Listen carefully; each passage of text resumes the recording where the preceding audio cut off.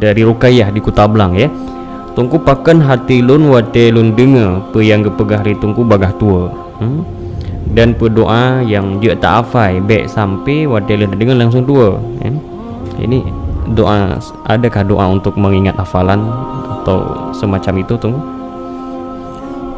Mendengar ilmu agama ini bukan hanya mendengar, bukan hanya mengikuti pengajian. Pengajian itu hanya sebatas media untuk mendapatkan ilmu agama. Maka para ulama telah memesankan kepada penuntut ilmu agama supaya ilmu itu bisa terhafal, supaya seseorang itu menjadi orang yang tafaqquh fid din, mempunyai 5 kiat yang telah disampaikan oleh Abi Mudi pada ibda kitab beberapa waktu yang lalu. Yang pertama, lazimkanlah salat malam walaupun 2 rakaat. Maka seseorang yang melazimkan diri melakukan salat malam, salat tahajud walaupun 2 rakaat, maka ilmu agama akan melekat pada dirinya. Yang kedua, berkekalan wudu. Artinya selalu dalam keadaan suci, baik hadas besar maupun hadas kecil. Ketika batal wudu, maka bersegeralah untuk melakukan wudu kembali. Ini akan melekatkan ilmu agama pada diri kita. Kemudian makanlah makanan dengan niat takwa kepada Allah. Jadi ketika kita memakan makanan sehari-hari ataupun meminum minuman sehari-hari, bukan meniatkan karena syahwat, bukan kepentingan untuk hanya sekedar kenyang, akan tetapi untuk bisa beribadah dan bertakwa kepada Allah.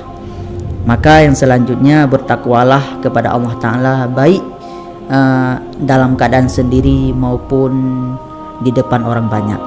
Ini adalah sesuatu yang sangat payah untuk kita lakukan, karena kadang-kadang ketika kita sendiri kita lupa kepada Allah. Akan tetapi ketika kita bersama-sama, kadang-kadang menampakkan kepada orang lain kita bertakwa kepada Allah.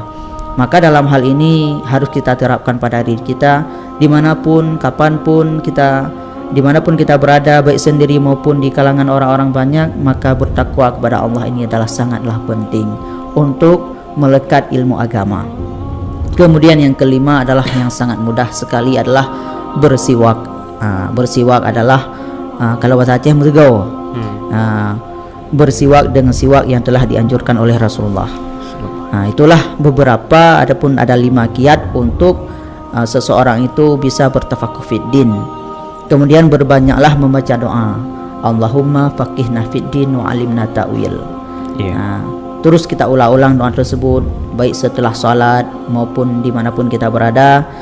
Berdoa kepada Allah, Allahumma wafiqna fid din, Allahumma faqihna fid din.